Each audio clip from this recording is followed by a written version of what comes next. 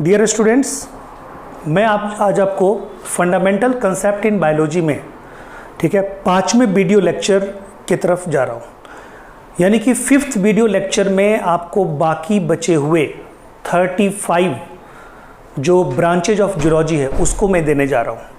मैंने आपको बोला था कि 60 स्पेशल ब्रांचेज ऑफ जूलॉजी को 2 वीडियो लेक्चर में हम कवर करेंगे। तो पहला जो वीडियो लेक्चर था उसमें हमने 25 स्पेशल ब्रांचेज ऑफ जूलॉजी हमने कर लिया। 25 स्पेशल ब्रांचेज ऑफ जूलॉजी हमने कर लिया। ओके, तो अब क्या है कि अब हम लोग जो करने जा रहे हैं वो करने जा रहे हैं बाकी 35 स्पेशल ब्रांचेस। क्लियर है पॉइंट? तो चलिए हम लोग देखते हैं।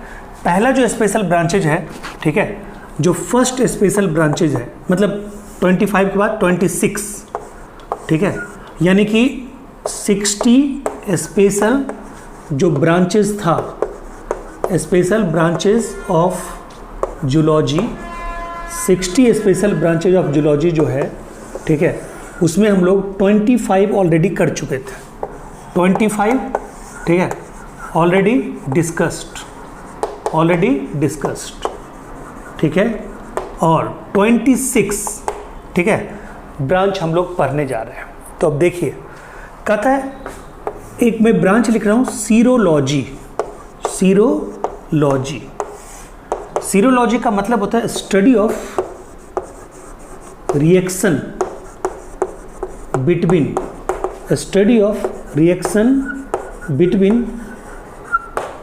एंटीजन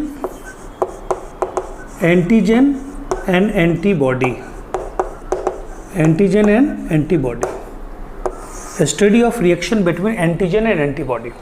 मैं आपको बता दूं सिंपल वे में, अभी आप जानिए। अगर आपके बॉडी में कोई पैथोजन आता है, ठीक है, अगर आपके बॉडी में कोई पैथोजन अलग से आया, पैथोजन का मतलब डिजीज कॉजिंग ऑर्गेनिज्म। अगर आपके बॉडी में कोई डिजीज कॉजिंग ऑर्गेनिज्म आता है, ओके, और वो कोई हार्मफुल सब्सटेंस को सेक्रीट करता है, बट कंडीशन ये है कि उस हार्मफुल सब्सटेंस के खिलाफ आपके बॉडी के लिम्फोसाइट सेल के द्वारा एंटीबॉडी बनना चाहिए। तो उस सब्सटेंस को बोलते हैं एंटीजन। यानी बाहर से जो सब्सटेंस आया उसको बोलेंगे एंटीजन, और अंदर से उसके खिलाफ जो बनेगा उसको क्या बोलेंगे? एंटीबॉडी। तो ये एंटीजन और एंटीबॉडी के बीच रिएक्शन होता है, और उस 4-5 स्टेप रिएक्शन के द्वारा एंटीजन के जो डिजीज कॉजिंग कैपेसिटी है उसको न्यूट्रलाइज कर दिया जाता है। ठीक है, तो इसको बोलते हैं एंटीजन एंटीबॉडी रिएक्शन। ठीक है, एंटीजन एंटीबॉडी रिएक्शन, इसके स्टडी को हम लोग बोलते हैं सीरोलॉजी। क्या बोलते हैं? सीरोलॉजी। इसके स्टडी को हम लोग बोलते हैं सीरोलॉजी। क्लियर है पॉइंट? आइए नेक्स्ट, नेफ्रोलॉजी। ठीक है, ये तो हाँ 25 आपको कर चुके थे, 26वां ये है 27। Nephrology study of kidney. ये तो आराम से आप बताएंगे, स्टडी ऑफ किडनी। ठीक है, स्टडी ऑफ किडनी। अच्छा, यहाँ पे एक चीज़ बताना भूल गए, ये एंटीजन जो है ये सेल के सरफेस पे होता है, सेल सरफेस पे होता है। ठीक है, और ये एंटीबॉडी होता है प्लाज्मा के अंदर होता है, प्लाज्मा के अंदर। एंटीबॉडी कहाँ पे होता है? प्लाज्मा के अंदर। इसलिए देखते हैं आजकल क्या चल रहा है, प्लाज्मा थेरापी। कोरोना के लिए कारगर उपाय एक टर्म है क्या? Plasma therapy. क्यों? मान लीजिए कोरोना का वायरस आया, जिसके बॉडी में आया उसके बॉडी में कोरोना वायरस ने क्या सेक्रेट किया? एंटीजन। और बताइए उसके बॉडी ने क्या, ठीक होते होते उसके बॉडी ने क्या बना दिया? एंटीबॉडी। एंटीबॉडी बनाया, कोरोना का एंटीजन खत्म हो गया, तब तो कोरोना से वो निगेटिव हुआ। तो कहता उसके बॉडी में यानी ब्लड प्लाज्मा में क्या है? एंटीबॉडी बन के रखा गया, जो कोरोना से लड़ा, कोरोना से जीता, और उसके ब्लड में प्लाज्मा में एंटीबॉडी है। इसलिए अब क्या किया जाता है, उसके यानी कि प्लाज्मा लिया जाता है बॉडी से और उसको दिया जाता है वैसे पेशेंट को जो अभी ठीक नहीं हुआ है। That is called plasma therapy. That is called plasma therapy. अब आप समझ गए होंगे उसको क्या बोलते हैं? Plasma therapy. ठीक है, तो आइए नेफ्रोलॉजी। वो अब आप समझ गए, यानी एंटीजन सेल के सरफेस पे होगा, एंटीबॉडी प्लाज्मा में होगा, इसलिए एंटीबॉडी को लेके किसी और को देना, that is called plasma therapy. Clear है पॉइंट? ठीक है, तो आइए नेफ्रोलॉजी, स्टडी ऑफ किडनी। क्यों? बिकॉज क्या बोलिएगा, ड्यू टू, ठीक है, ड्यू टू क्या बोलिएगा, नेफ्रॉन इज दी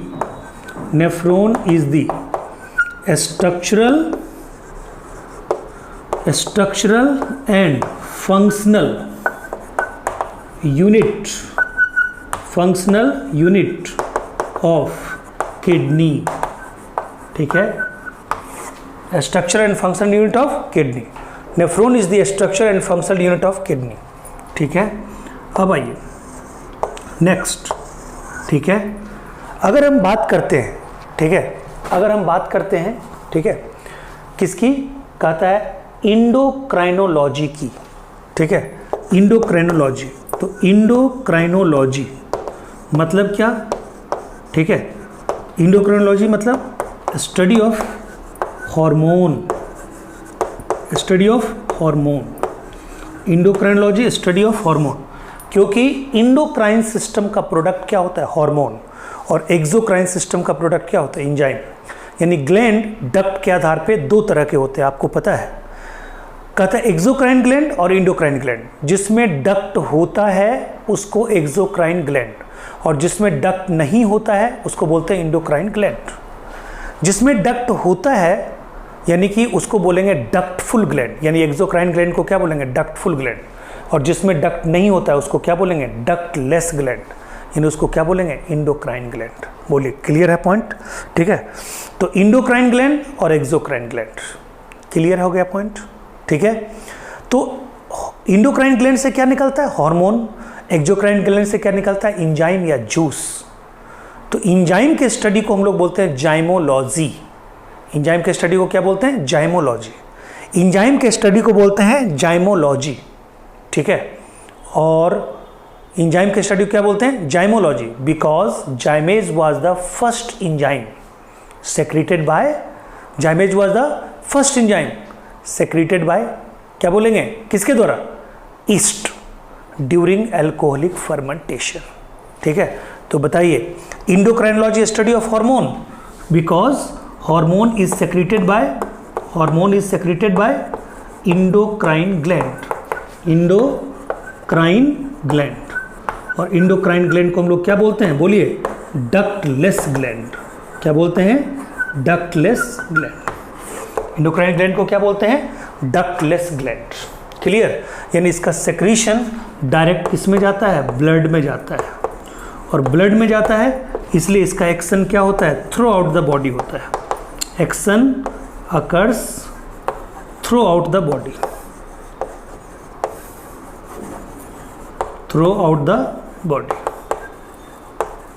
ठीक है, action occurs through out the body. Clear है पॉइंट?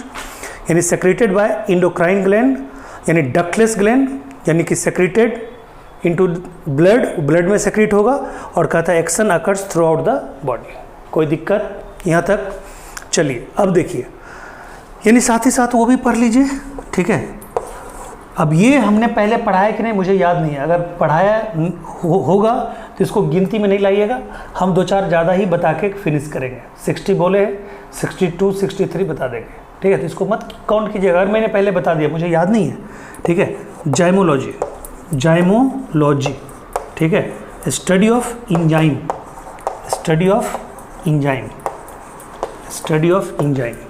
तो कहता है स्टडी ऑफ एंजाइम। क्यों? ठीक है, कहता है क्यों, क्योंकि जाइमेज वाज द फर्स्ट एंजाइम,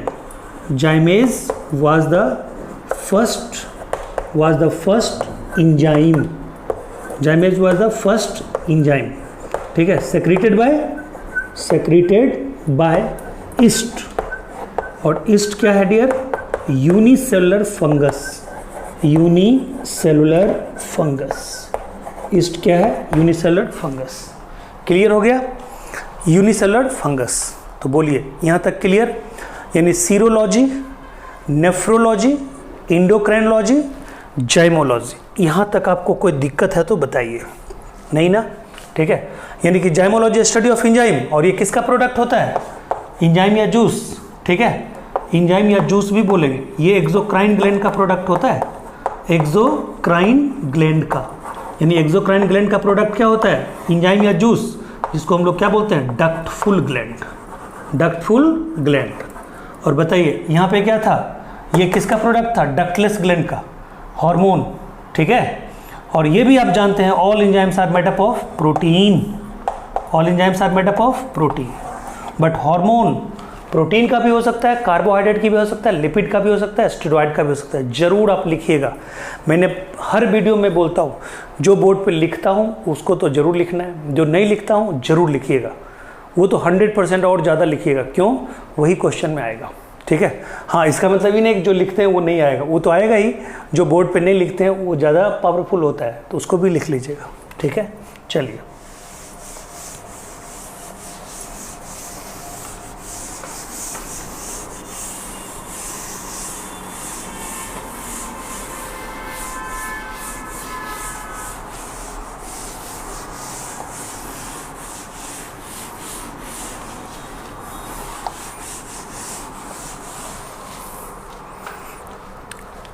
अब आइए, कहता है एक है सिंडेस्मोलॉजी, सिंडेस्मोलॉजी, सिंडेस्मोलॉजी, ठीक है, ये आपका 30 नंबर।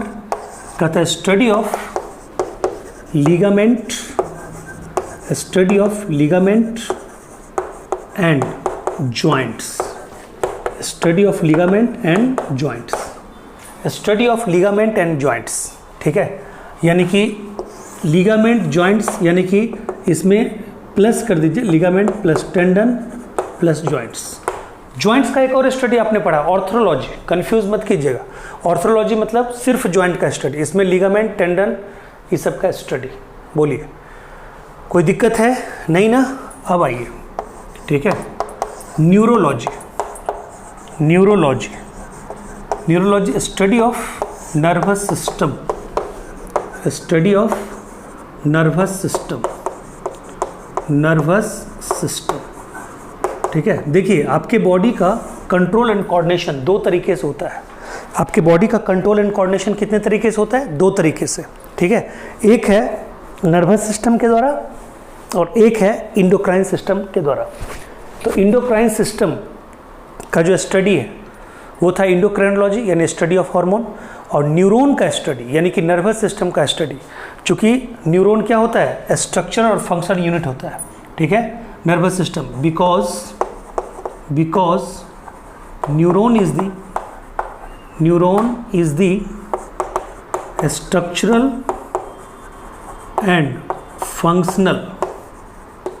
फंक्शनल यूनिट ऑफ, ठीक है, structural and functional unit of nervous system, nervous system. बोलिए, कोई दिक्कत। चलिए 32, ठीक है। अब थोड़ा सा दूसरे एनिमल के ऊपर चलते हैं, फिर बीच बीच में अपने बॉडी के बारे में भी कहीं से याद आएगा तो मैं उसको भी लिखूंगा। 60 तो आपको बोल रखा है, 62 3 लिखवा देंगे, आप उसमें कवर करते रहिएगा, ठीक है। हेडिंग आप वही दीजिएगा, 60 स्पेशल ब्रांचेज ऑफ जूलॉजी। अब आइए, ornithology, ornithology study of birds, study of birds. क्यों, ठीक है, ध्यान दीजिएगा, स्टडी ऑफ बर्ड्स, क्योंकि इसमें सबसे पहला एक साइकिल हुआ था ornithine cycle, ornithine cycle, ornithine cycle, ठीक है। ये जो ऑर्निथीन साइकिल है इसके थ्रू क्या बना था, यूरिक एसिड, यूरिक एसिड, ठीक है। तो स्टडी ऑफ बर्ड्स, ऑर्निथोलॉजी। 33 इसका कोई रीजन नहीं है, 33 कहता है क्या है भाई, तो इक्थायोलॉजी, इक्थायोलॉजी, ठीक है। ये सब का कुछ का ये लवारिस है, इनका कोई रीजन नहीं, ichthyology. Study of pisces, study of pisces, ठीक है। बस ये जानिए कि लिम्बलेस, ठीक है, जो लिम्बलेस होते हैं उनके लिए इक्थायो टर्म लगता है, जिसमें पूंछ नहीं होती है, जिसमें टेल नहीं होती है, ठीक है। स्टडी ऑफ फिशेस, ठीक है। फिर आइए malacology, malacology, malacology, study of molluscans, molluscans body, molluscans body, ठीक है। यहीं पे आप जानिए, ठीक है, यहीं पे जानिए। मोलस्का के ऊपर आपने देखा होगा सेल्स जिससे मोती निकलता है, ऑयस्टर, पर्ल ऑयस्टर, मोलस्का के ऊपर में सेल्स होते हैं, SHELLS, यानी कि एक कवरिंग होता है कैल्शियम कार्बोनेट का, उससे अच्छे अच्छे, ठीक है, स्टोन्स भी बनते हैं, ठीक है। वो ऑर्नामेंटल यानी सजावटी पत्थरों के रूप में भी यूज़ होता है। तो सेल्स, मोलस्कन सेल्स के स्टडी को क्या बोलते हैं? स्पेशल नाम है डियर, उसको बोलते हैं कोंकोलॉजी। क्या बोलते हैं? कोंकोलॉजी, उसको बोलते हैं कोंकोलॉजी, ठीक है। Study of shells of molluscan body, molluscan body, study of shells of molluscan body, उसको क्या बोलते हैं? कोंकोलॉजी बोलते हैं, उसको बोलते हैं कोंकोलॉजी। बोलिए कोई दिक्कत? उसको क्या बोलेंगे? कोंकोलॉजी। यानी कि अब इसको मैं मिटाता हूँ।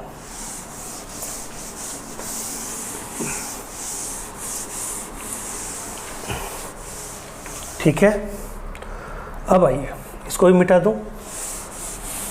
कोंकोलॉजी, ठीक है। अब देखिए ये मोलस्कन बॉडी कहता है oology, oology study of egg, study of egg, ठीक है। Nidology, nidology study of nest formation, nest formation technique, technique, ठीक है। Study of nest formation technique by birds, by birds, okay. Next, ठीक है, कहता है saurology, saurology study of reptiles, study of reptiles, sorry study of lizards, lizards. देखिए जो भी हमने लिखा था रेप्टाइल्स, रेप्टाइल्स के स्टडी को आपको पहले पता है क्या है? रेप्टाइल्स का स्टडी हर्पेटोलॉजी, और स्नेक, स्पेशली स्नेक्स का स्टडी ऑफिडोलॉजी या सर्पेंटोलॉजी। बट लिजार्ड का स्टडी, ठीक है, क्या बोलेंगे? सोरोलॉजी, ठीक है। आइए कहता है entomology, entomology study of general insects, study of insects, insects, ठीक है। अगर बोले, ठीक है, मायर्मिकोलॉजी, मायर्मिकोलॉजी, ठीक है, तो स्टडी ऑफ, ठीक है, आंट्स, स्पेशली चींटी, ठीक है। अगर हम बोलें लेपिडेप्टेरोलॉजी, लेपिडेप्टेरोलॉजी, तो क्या बोलेंगे? Study of butterfly and moth, butterfly and moth, butterfly and moth, ठीक है। उसके बाद चिरेप्टेरोलॉजी, चिरेप्टेरोलॉजी, ठीक है, क्या बोलेंगे? स्टडी ऑफ बैट, बैट, ये बैट क्या है? इसको बर्ड मत मानिएगा, बैट है मैमल्स, ठीक है। सीटेसियोलॉजी, सीटेसियोलॉजी, ठीक है, study of aquatic mammal, aquatic mammals. क्या होता है बच्चे? एक्वेटिक मैमल्स क्या है बताइए? एक्वेटिक मैमल्स है, ठीक है, क्या बोलोगे? एक्वेटिक मैमल्स है व्हेल, ठीक है, डॉल्फिन और सील, ठीक है। बट है क्या? मैमल्स ही है ना, बोलो कोई दिक्कत? ठीक है, सीटेसियोलॉजी, ठीक। अब देखिए यहाँ तक क्लियर है। चिरेप्टेरोलॉजी हो गया, सिटेसियोलॉजी हो गया, ठीक है। रुकिए अब इसको मिटाता हूँ 43 तक, ठीक है। अब आइए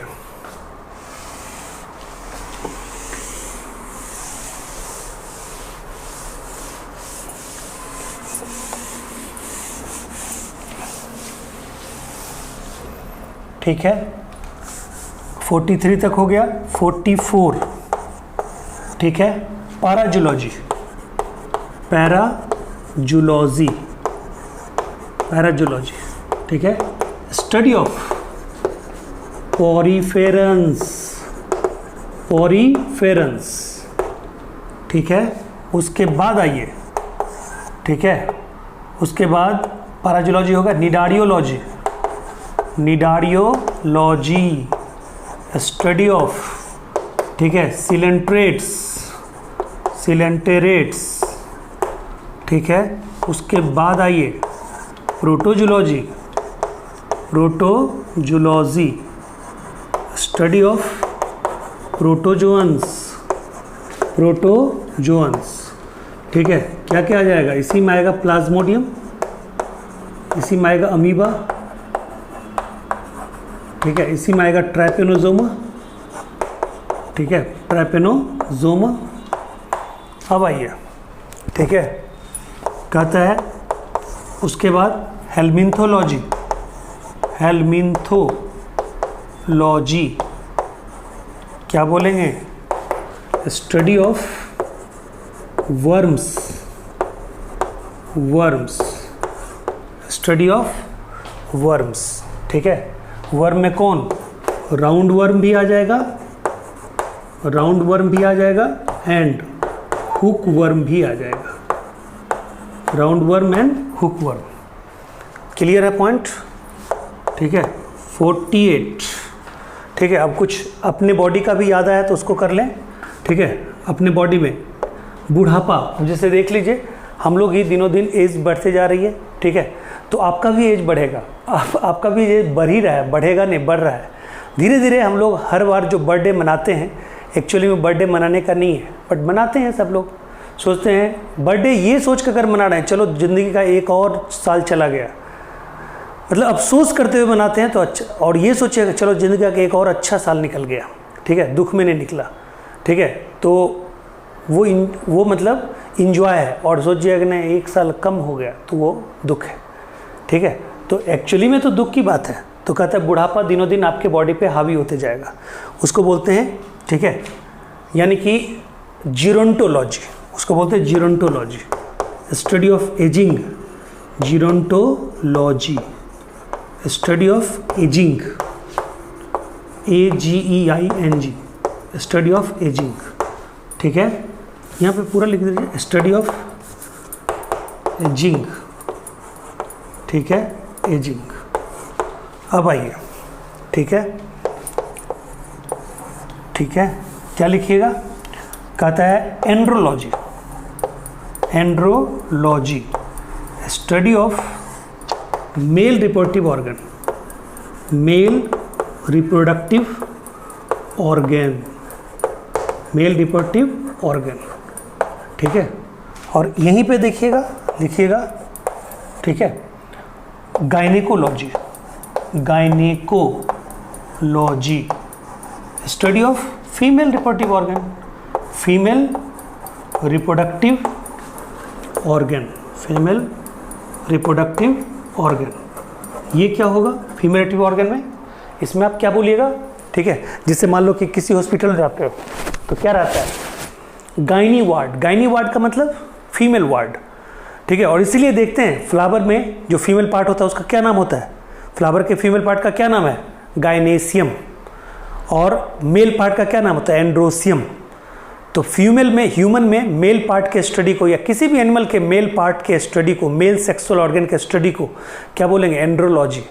और फीमेल जेनेटल ऑर्गन को क्या बोलेंगे, बोलिए, ठीक है, गायनेकोलॉजी। क्लियर है पॉइंट। आइए नेक्स्ट, ठीक है, oncology, oncology study of cancer, study of cancer, study of cancer, इसको क्या बोलेंगे, स्टडी ऑफ कैंसर। ठीक है, ये हो गया आपका 50 नंबर स्टडी ऑफ कैंसर, यानी कि जीरोंटोलॉजी, एंडोलॉजी, गायनेकोलॉजी, ऑन्कोलॉजी। आइए, यहाँ तक कोई दिक्कत है आपको?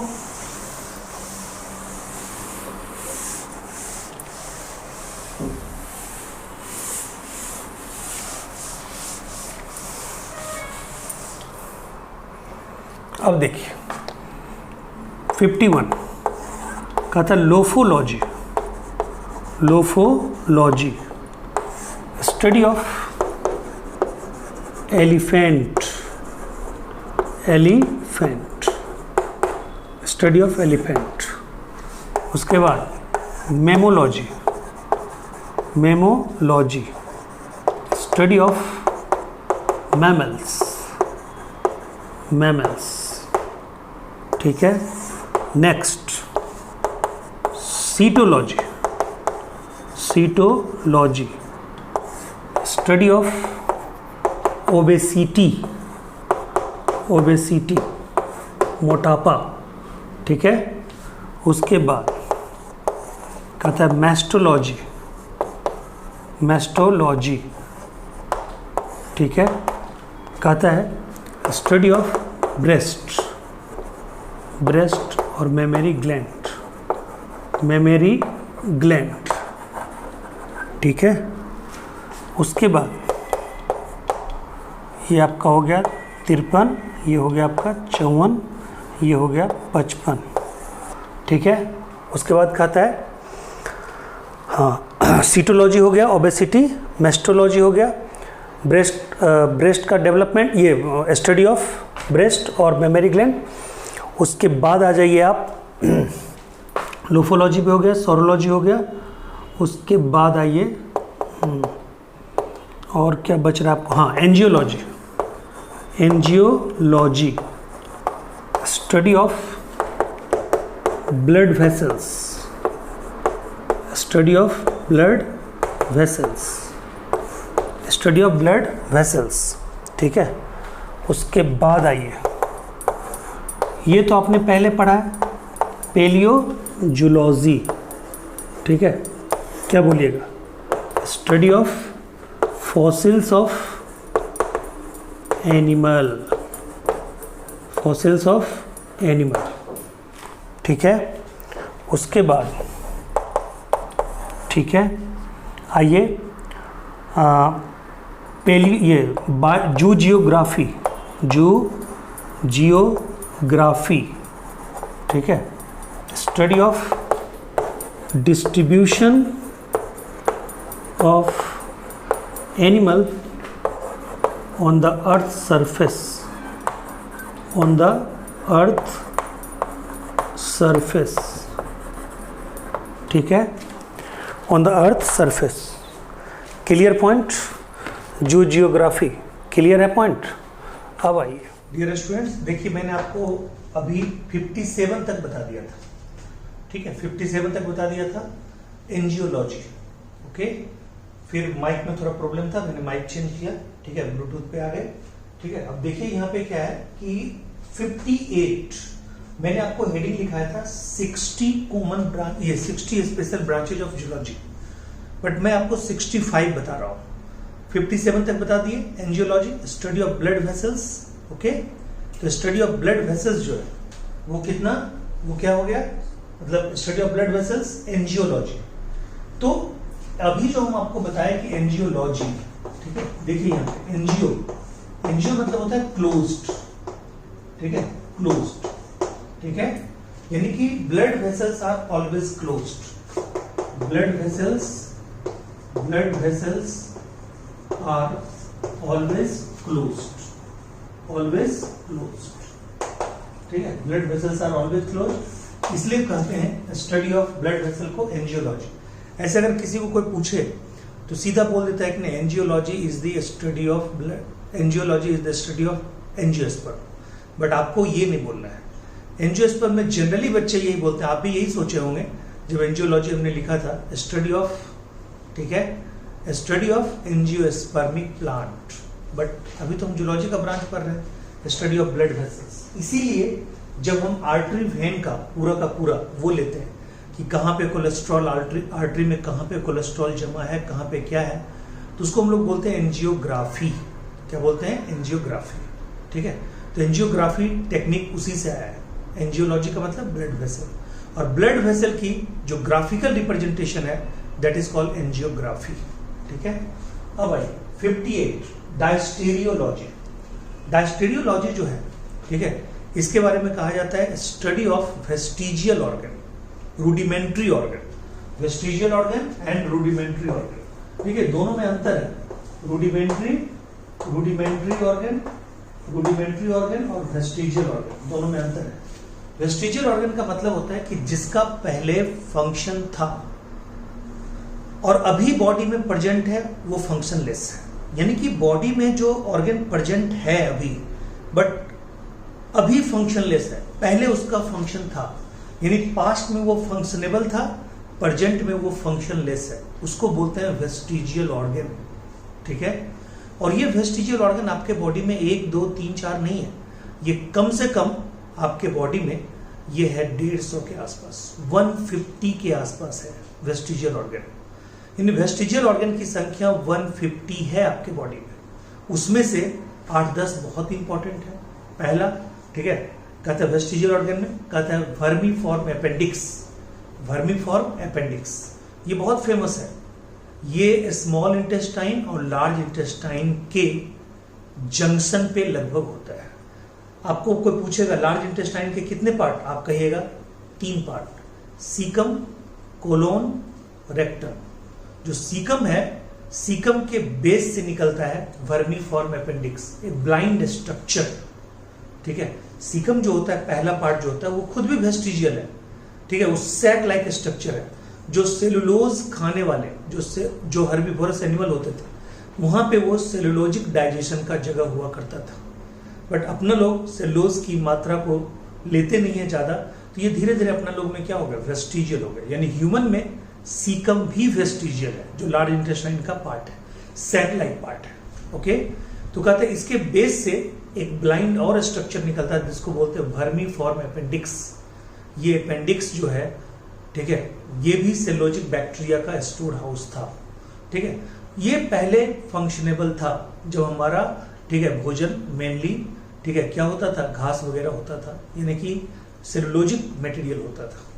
तो ये भी अभी, ठीक है, ये वेस्टिजियल ऑर्गन है। और ये पिन्ना जो आप देख रहे हैं, पिन्ना में जो मसल्स है जिसको बोलते हैं ऑडिकुलर मसल्स, किसी भी, पहले तो ये बता दें कि pinna is only characteristic feature of mammals. Pinna is only characteristic feature of mammals.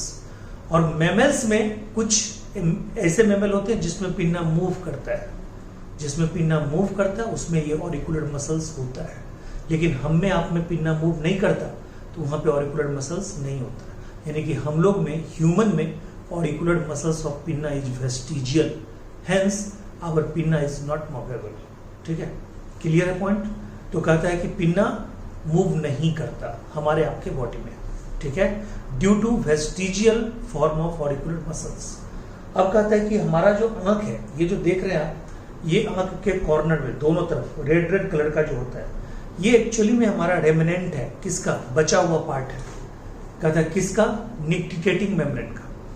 आप जानिए एक्वेटिक मैमल्स में या एक्वेटिक एनिमल में एक थर्ड आईलिड होता है। ये आपका अपर आईलिड है, ये लोअर आईलिड है, एक थर्ड आईलिड होता है। उस थर्ड आईलिड को हम लोग बोलते हैं निक्टिकेटिंग मेम्ब्रेन। वो भी हमारा तब था बहुत ज्यादा डेवलप जब हमारे पूर्वज पानी में रहते थे, तो वो अभी है नहीं। ठीक है, मतलब हमारे पूर्वज पानी में रहने वाले तो धीरे धीरे खत्म हो गए, और हमारे बॉडी में यही थर्ड जो मेम्ब्रेन है, निक्टिकेटिंग थर्ड आईलिड जो है, जिसको निक्टिकेटिंग मेम्ब्रेन बोलते हैं, वो बिल्कुल वेस्टिजियल फॉर्म में बच गया है दोनों आंख के कॉर्नर पे, रेड कलर का। दैट इज कॉल्ड प्लीका सेमिल्यूनरिस, उसको बोलते हैं प्लीका सेमिल्यूनरिस। इसी तरह से विजडम टीथ, वो जो लास्ट मोलर है, इधर का लास्ट मोलर, इधर का लास्ट मोलर, इधर का लास्ट मोलर, चारों ऊपर में, मतलब एक इस साइड में, एक इस साइड में, एक इस साइड में, इस साइड में 4 लास्ट मोलर होते हैं, वो भी वेस्टिजियल है। इसलिए हम लोग बोलते हैं कि फंक्शनेबल टीथ की संख्या मात्र 28 है, बोलने का 32 है। ठीक है, उसी तरह हेयर ऑन चेस्ट, ये भी धीरे धीरे वेस्टिजियल होता जा रहा है। ठीक है, ऐसे बहुत सारे ऑर्गन हैं जो वेस्टिजियल है, संख्या 150 के आसपास है, बट कुछ इंपॉर्टेंट जो था वो आपको हमने बताया, ठीक है। और रूडिमेंट्री ऑर्गन किसको बोलते हैं? रूडिमेंट्री ऑर्गन का मतलब जो पहले था और अभी बिल्कुल खत्म हो गया। जैसे मान लीजिए आप 10-11 साल के हो जाएंगे ना, तो आपके बॉडी से पाइनियल ग्लैंड खत्म हो जाएगी, पाइनियल ग्लैंड एकदम बिल्कुल खत्म हो जाएगी। प्लेसेंटा किसी फीमेल में मात्र 9 महीने के लिए होती है। थाइमस ग्लैंड भी 12-13-14 साल में खत्म हो जाता है। तो ये सब क्या है? रूडिमेंट्री ऑर्गन है, बिल्कुल जो धीरे धीरे खत्म हो जाए, ठीक है, जिसका एग्जिस्टेंस ही खत्म हो जाए। और वेस्टिजियल ऑर्गन जो रहे बट फंक्शनलेस रहे, ठीक है। अब देखिए लिंगोलॉजी, स्टडी ऑफ टंग यानी स्पीच, यानी कि कोऑर्डिनेशन जो होती है वो टंग, लैरिंग्स और ब्रेन के ब्रोकाज एरिया से होती है। तो टंग का स्टडी कहलाता है लिंगोलॉजी। ऐसे भी लिंगुआ, लिंगुआ का मतलब होता है लैंग्वेज, अगर कोई प्रॉपर लैंग्वेज आप बोल रहे हैं तो बिना जीव के हेल्प के आप नहीं बोल सकते। इपिडेमियोलॉजी, इपिडेमिक डिजीज, ठीक है, अभी सुनते होंगे पेंडेमिक। पेंडेमिक मतलब होता है इंटरनेशनली फैला हुआ, इपिडेमिक मतलब होता है एक इलाके से दूसरे इलाके में फैलने वाला, और इंडेमिक होता है जो फैले नहीं, एक ही इलाके में रहे। जहां मच्छर है वहां मलेरिया है, वो इंडेमिक डिजीज है, ठीक है। जहां फीमेल क्यूलैक्स है वहां फायरेडिया है, इंडेमिक डिजीज है, ठीक है, किसी विशेष एरिया में रहने वाला, ठीक है। इपिडेमिक मतलब एक एरिया में है दूसरे एरिया में फैल गया, बट जनरली देश के अंदर रहता है। पेंडेमिक महामारी पूरे वर्ल्ड में फैलने वाला धीरे धीरे करके, क्लियर है। कहता है फोनोलॉजी, स्टडी ऑफ ईयर यानी कि साउंड, साउंड का स्टडी, ठीक है, बोलते हैं फोनोलॉजी। तभी तो आप बोलते हैं, ठीक है, टेलीफोन, टेली का मतलब होता है डिस्टेंस और फोन का मतलब होता है साउंड, यानी कि दूर से आने वाला साउंड को सुनाने वाला यंत्र, टेलीफोन, इसलिए बोलते हैं phonology. Ophthalmology, study of eye due to ophthalmic nerve, ophthalmic nerve, ठीक है, नर्व या optic nerve, optic nerve, optic nerve, ophthalmic nerve. कहते हैं इसलिए बोलते हैं ऑफ्थेल्मोलॉजी, स्टडी ऑफ आई, यानी कि आई के डॉक्टर को आप ऑफ्थेल्मोलॉजिस्ट बोले। ओटोलॉजी, स्टडी ऑफ इक्विलिब्रियम, ऐसे आप जान जाइए आपके पूरे बॉडी के इक्विलिब्रियम को कंट्रोल करने वाला जो है वो है आपका सेरिबेलम, जो हाइंड ब्रेन का पार्ट है। बट एक गुप्त रूप से, हिडन रूप से एक और ऑर्गन रोल अदा करता है आपके मतलब बॉडी को इक्विलिब्रियम में रखने के लिए, और वो ऑर्गन है आपका इंटरनल ईयर। इंटरनल ईयर, उसमें भी कौन सा पार्ट? तो कहता है इंटरनल ईयर में कौन सा पार्ट? कहता है इंटरनल ईयर में कोक्लिया को छोड़ के बाकी पार्ट, यानी कि ईयर में external ear, middle ear, internal ear तीनों होता है। उसमें इंटरनल ईयर जो है, ठीक है, तो इंटरनल ईयर में कोक्लिया को अगर छोड़ देंगे, कोक्लिया हियरिंग के लिए, फिर उसके बाद कौन सा? 3 सेमी सर्कुलर कैनाल, यूट्रिकुलस, सेकुलस, ये तीनों जो होते हैं वो किसके लिए होते हैं? वो तीनों होते हैं आपको, ठीक है, यानी कि बैलेंसिंग के लिए, ठीक है। यानी कि इंटरनल ईयर के 90% पार्ट बैलेंसिंग के लिए होता है। तो बैलेंसिंग के लिए 2 चीजें आप याद रखनी है आपको, ठीक है, एक तो ईयर याद रखनी है, दूसरा सेरिबेलम याद रखनी है, ठीक है। तो ईयर के स्टडी यानी कि ओटोलॉजी मतलब स्टडी ऑफ इक्विलिब्रियम, वहां भी ईयर का स्टडी। रीनोलॉजी बोलते हैं कि नहीं, राइनाइटिस हो गया, राइनाइटिस का मतलब सर्दी जुकाम, नाक का स्वेलिंग, नाक लाल हो जाएगा, स्वेलिंग हो जाएगी, रनिंग नोज हो जाएगा, सर्दी खांसी जुकाम बोलते हैं। तो रीनल चैम्बर इसको बोलते हैं, ठीक है। इसके नोज के स्टडी को हम लोग क्या बोलते हैं? नोज के स्टडी को बोलते हैं rhinology. Laryngology, study of larynx, voice box, आपके वॉइस बॉक्स को लैरिंग्स बोलते हैं, बर्ड्स के वॉइस बॉक्स को सेरिंग्स बोलते हैं, क्लियर है। तो ये कुल मिला के आपको हम 65 ब्रांचेस टोटल हमने दे दिया, 65 स्पेशल ब्रांचेस, ठीक है, स्पेशल ब्रांचेस ऑफ, ठीक है, zoology, special branches of zoology, ठीक है। तो 65 हमने लिखा दिया आपको, आप इसमें जो भी याद रख सके, और मैं आपको बता दूं ये एक दिन में याद होने वाला नहीं है, ठीक है। तो मैंने अभी तक आपको इंट्रोडक्शन यानी फंडामेंटल कंसेप्ट ऑफ बायोलॉजी में क्या क्या बता दिया, बायोलॉजी का पूरा इंट्रोडक्शन बता दिया, फिर आपको मैंने 20 ब्रांचेज बताए हैं, कॉमन ब्रांचेज जो बॉटनी जूलॉजी दोनों का था, और अब मैंने आपको बताया 65 स्पेशल ब्रांचेज ऑफ जूलॉजी। इसके साथ साथ हो सकता है अभी भी इसमें कुछ 2-4 मतलब हो सकता है मिसिंग हो, ठीक है। तो जो जो आपको कभी पढ़ाते रहेंगे उसमें बताएंगे कि इसका स्टडी ये कहलाता है। तो आप उसमें जाके मतलब एक पेज जो आप नोट कर रहे हैं ना, ठीक है, उसमें एक पेज आप हर टॉपिक के खत्म होने के बाद 1 से 2 पेज एक्स्ट्रा छोड़ दें। ये आप बनाइएगा, कॉपी जो बना रहे हैं फेयर कॉपी, उसमें 1-2 पेज आप छोड़ते जाइएगा हर टॉपिक के खत्म होने के बाद। जैसे बायोलॉजी का इंट्रोडक्शन क्लास खत्म हुआ, 2 पेज छोड़ दीजिए। फिर उसके बाद क्या है कि कॉमन ब्रांचेज ऑफ बायोलॉजी खत्म हुआ, उसके लिए 2 पेज छोड़ दीजिए। उसके बाद 2 पेज छोड़ दीजिए। फिर उसके बाद ये special 65 special branches of zoology हुआ, उसके लिए 2 पेज छोड़ दीजिए। उसके बाद 2 पेज छोड़ दीजिए, ठीक है। उसी तरह अगला टॉपिक अब हमारा होगा 20 इंपॉर्टेंट ब्रांचेज ऑफ बॉटनी, ठीक है, 20 इंपॉर्टेंट ब्रांचेज ऑफ बॉटनी। और एक और उसके साथ आपको लगाएंगे, या हो सकता है 20 ब्रांचेज का अलग बना दे, ठीक है। और उसके बाद बताएंगे आपको 10 to 15 10 बताएंगे 10 स्पेशल कल्चर इन इंडिया, जैसे सेरिकल्चर, एपीकल्चर, ठीक है, फ्लोरिकल्चर, ठीक है, सिल्वीकल्चर, हॉर्टिकल्चर, एर्बोरिकल्चर, ये सब बताएंगे। और 10 रिवॉल्यूशन इन इंडिया, वो दोनों एक साथ होगा, ठीक है। तो अगले 2 वीडियो के लिए, छोटे छोटे वीडियो के लिए तैयार रहिए। 20 इंपॉर्टेंट ब्रांचेज ऑफ बॉटनी 20 से 25, और उसके बाद आपको बताएंगे, ठीक है, 10 रिवॉल्यूशन इन इंडिया और 10 कल्चर इन इंडिया, वो दोनों का एक वीडियो होगा। तो 2 वीडियो के लिए और तैयार रहिए, जल्दी ही कल ही आपको मैं पोस्ट करूंगा। Thank you so much, take care.